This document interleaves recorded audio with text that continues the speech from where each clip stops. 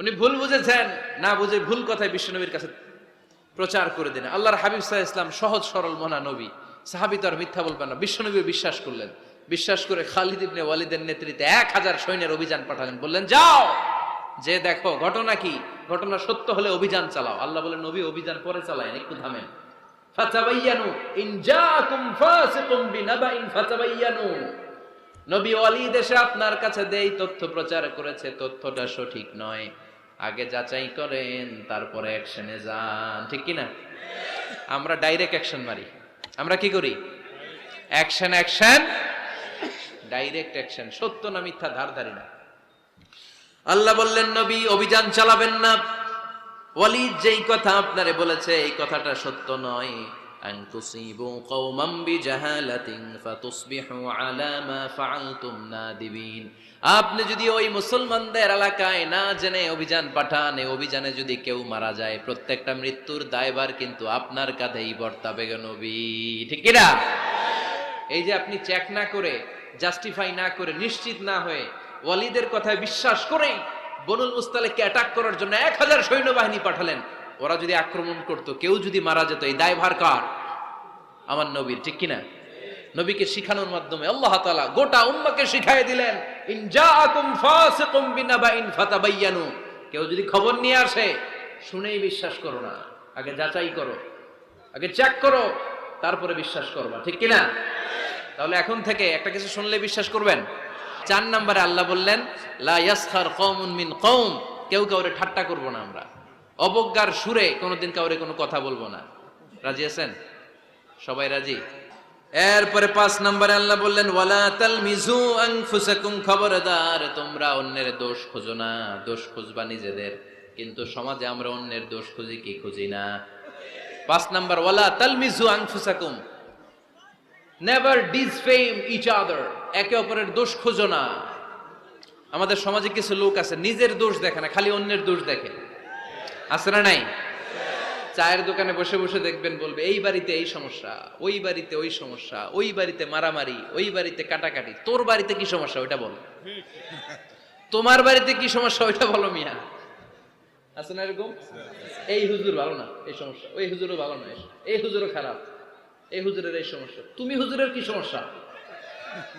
তুমি হুজুরের কি সমস্যা আগে জাতির কাছে ওইটা বলো।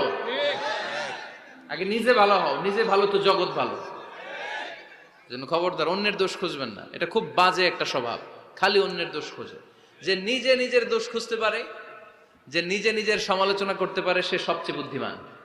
কারণ অন্যে কি করছে এই ব্যাপারে আপনারা ধরবে আল্লাহ। কথা বলেন না কেন? আল্লাহ আপনাকে ধরবে, আপনার কি সমস্যা, আপনি কি করলেন, শুধু ওই ব্যাপারেই আপনি জিজ্ঞাসিত হবেন।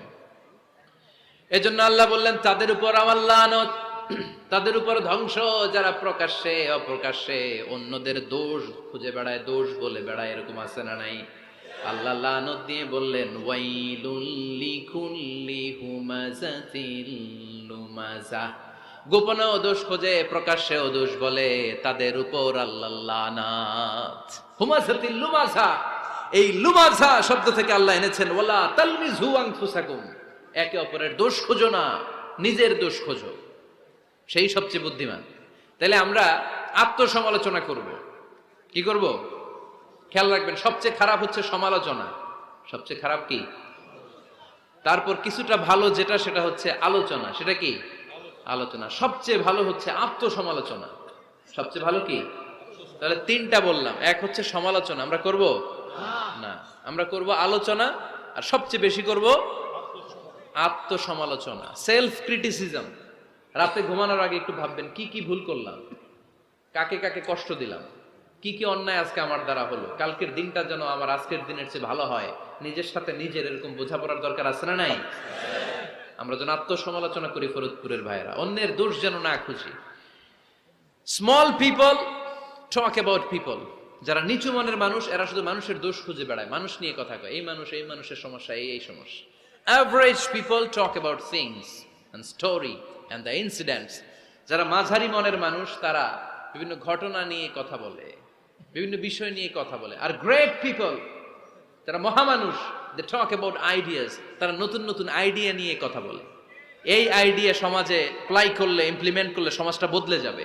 এই আইডিয়া এখানে সেট করলে এখানে কল্যাণ হবে। বড় মনের মানুষরা আইডিয়া নিয়ে কথা বলে। এখন দ্য ডিসিশন ইজ ইয়ার্স, সিদ্ধান্ত আপনার। আপনি কি ছোট মনের মানুষ হবেন না বড় মনের মানুষ হবেন? অন্যরে নিয়ে আমার কোনো টেনশনের দরকার নেই। আরে আমি জান্নাতি না জাহান্নামী এই টেনশনে তো ঘুম আসে না আমার।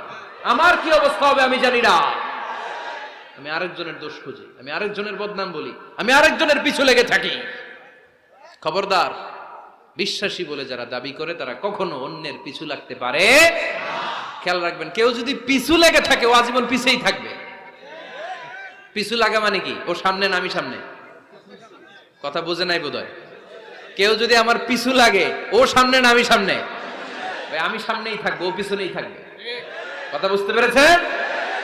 খবরদার, পিছু লাগবো না কারো। কারণ কারো পিছু লাগলে আমি পিছনে পড়ে যাব।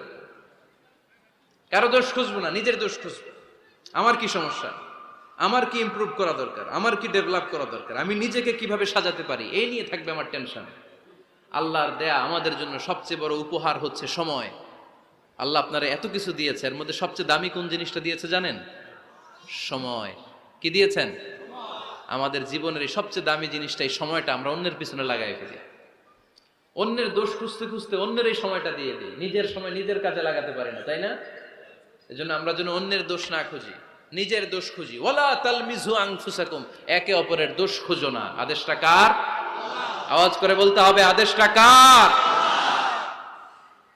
এরপরে রব্বুল আলামিন বললেন ওয়ালা তানাবাজু বিল আলকাব, খবরদার খবরদার কাউরে মন্দ নামে ডেকো না। প্রত্যেককে যে নামে ডাকলে সে খুশি হয় তাকে ওই নামে ডাকো। কোনো মন্দ নামে কখনো কাউরে ডাকা যাবে না। মন্দ নামে ডাকা যাবে? সম্মানিত ভাইরা, কাউরে মন্দ নামে ডাকবেন? তার যেই নাম ওই নামে ডাকবেন।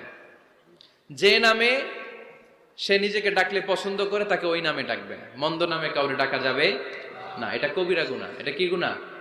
কবিরা গুনাহ। কারণ প্রত্যেকের নামটা প্রত্যেকের কাছে খুব প্রিয়, খুব আপন, খুব যত্নের, তাই না? ভাই আপনার নাম কি? উজ্জ্বল হোসেন। উজ্জ্বল নামে আরো মানুষ এই গ্রামে আছে না নাই? তা আপনার কাছে মনে হইতে পারে উজ্জ্বল নামটা তো খুব স্বাভাবিক একটা নাম। উজ্জ্বল, কত উজ্জ্বল আছে এলাকায়। আপনার কাছে এরকমই লাগে, কত উজ্জ্বল। কিন্তু ওনার কাছে উজ্জ্বল নামটা এরকম না। ওনার কাছে উজ্জ্বল নামটা স্পেশাল। উজ্জ্বল নামটা কি? স্পেশাল। কারণ এই নামে তাকে সবাই ডাকে। এই নামটা তার কাছে খুব আদরের, খুব যত্নের। হুজুর আপনার নাম কি? সুলাইমান ফারুকি। আপনার কাছে মনে হতে পারে আরে কত সুলাইমান তো জীবনে দেখছি। কত সুলাইমান আছে বাংলাদেশে, 10,000 সুলাইমান আছে না নাই? আছে। তো আপনার কাছে এরকম মনে হয়, কিন্তু ভাইজানের কাছে কি এরকম মনে হয়? ভাইজানের কাছে সুলাইমানটা খুব দরদের, খুব প্রিয়, খুব আদরের। কারণ এই নামে ভাইজানকে সবাই চিনে, ঠিক কিনা? আমার নাম মিজান। আপনার কাছে মনে হতে পারে আরে এই নামের কত লোক আছে বাংলাদেশ, আছে না? আমার কাছে এই নামটা খুব দরদের।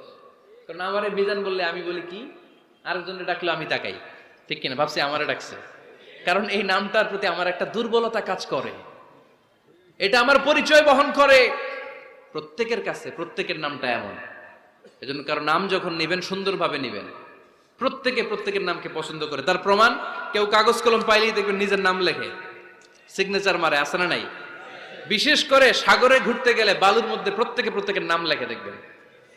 দেখছেন? কক্সবাজারে ঘুরতে গেছেন কারা কারা দেখি? আচ্ছা, দেখবেন আমি অনেককে দেখেছি সাগর পাড়ে বালুর তীরে বালু পেলেই প্রত্যেকে নিজের নামটা লেখে, লেখে আবার লাভ চিহ্ন দেয় এমনি বড় করে একটা, কি দেয়? লাভ মানে কি? তার মানে আমার নামটারে আমি ভালোবাসি। প্রত্যেকে প্রত্যেকের নামটারে বড্ড ভালোবাসি। এজন্য কখনো এই রোহিঙ্গা, ফৈন্নিরপুত এগুলো বলবে না। যার যেই নাম ওই নামটা সুন্দর করে ডাকবেন। আল্লাহ বললেন ওয়ালা তানাবাজু বিল আলকাব, মন্দ নামে কখনো কাউকে ডেকো না, সুন্দর নামে ডাকো। নামের বিকৃতি কবিরা গুনাহ। আমরা আমাদের দেশে এটা করি। কত সুন্দর নাম বাবা মা রেখেছে, আবু বকর, ওরে ডাকে বক্কইরা। কি ডাকে? বাবা মা রেখেছে আব্দুল ওয়াক্কাস, ওরে ডাকে হ্যাঁ আক্কাইচা। এটা হইলো? এগুলো করবেন? আল্লাহর নামের সাথে মিলায় কি সুন্দর নাম, আব্দুল কুদ্দুস, ওরে কি ডাকে? হ্যাঁ, আজকে থেকে আর ডাকবেন? ডাকবেন আর? তাহলে প্রত্যেককে আমরা প্রত্যেকের সুন্দর নামে ডাকতে রাজি আছি না নাই? এরপরে আল্লাহ 8 নম্বরে বললেন ইয়া আইয়ুহাল্লাযীনা আমানু জতানিবু কাসীরাম মিনাল-যান ইন্না বা'দায-যান্নি, খবরদার আন্দাজ অনুমান করে কথা বলো না। ইজতানিবু কাসীরাম মিনাজ-যান, অতিরিক্ত আন্দাজ আর অনুমান নির্ভর কথা থেকে বেঁচে থাকো। আদেশটা কার? আন্দাজে কোনো কথা আমরা বলবো না, অনুমান নির্ভর কথা বলবো না, কারণ ইন্না বা'দায-যান্নি ইস, বেশিরভাগ আন্দাজ অনুমান নির্ভর কথাগুলো মিথ্যা হয়, ফলে পাপ হয়। ঠিক কি না? আপনি জীবনে যত আন্দাজ করে কথা বলেছেন তার বেশিরভাগই মিথ্যা, বেশিরভাগই ভুল। তাহলে আন্দাজ অনুমান নির্ভর কথা কোনো মুমিন বলতে পারে? খবরদার, আন্দাজ অনুমান নির্ভর কোনো কথা আমরা বলবো না। আল্লাহর হাবিব সাল্লাল্লাহু আলাইহি ওয়াসাল্লাম বলেছেন ইয়াকুম ওয়ায-যান ফা ইন্নায-যান্না আকযাবুল হাদিস, তোমরা ধারণা করা থেকে, অনুমান নির্ভর আন্দাজ নির্ভর কথা থেকে বেঁচে থাকো, কেননা আন্দাজ নির্ভর কথাগুলো হচ্ছে মহাপাপ। আন্দাজে কথা বলা যাবে? আন্দাজ অনুমান নির্ভর কথা বলা যাবে না, কারণ আন্দাজ আর অনুমান কখনো সত্যের বিকল্প হতে পারে। ইয়াত্তাবিউনা ইল্লা যান,